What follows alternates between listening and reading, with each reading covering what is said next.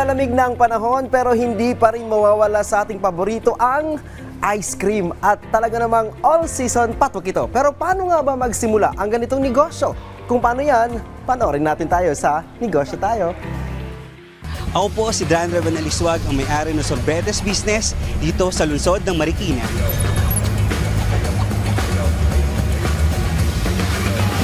Nagsimula ito mula sa mga lolo pa namin, sa mga lola namin na naging negosyo talaga nila. Hanggang sa nawala na sila, na pinagpatuloy yung negosyo nung nasimulan ng mga lolo at lola namin. Kasi sa Batangas sa amin, sa probinsya, dalawa lang ang nagiging negosyo ng mga tao doon. Kundi ice cream, na bro ice cream, kundi panadero, bake shop. Yun ang naging ng parents namin, ng lolo at lola namin. Before, sorbetero lang din sila.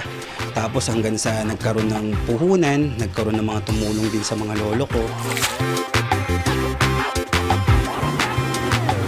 So nag-aaral ako ng iba-ibang course about sa ice cream, ng mga gelateño, sa gelato.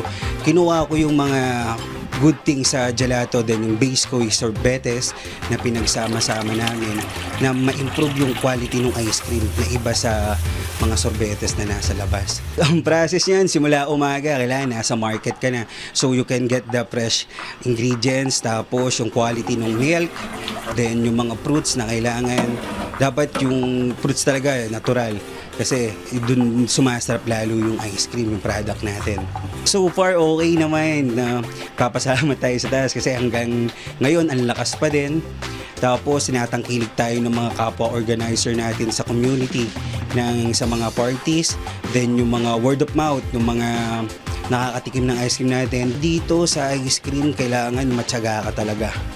Kasi mahabang proseso katulad namin na hindi pa ganun fully equipped na sa mga new technology, new equipment na katulad ng mga commercial ice cream.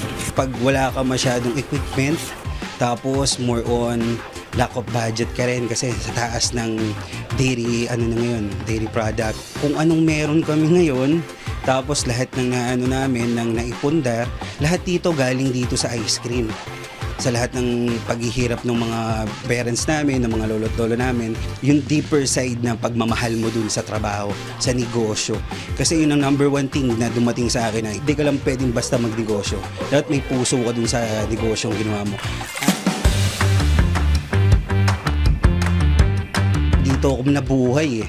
Ito ang pinaka-DNA ko talaga. Ang mapapayo po sa mga kapwa natin magninegosyo na aralin po muna yung magiging negosyong papasukin.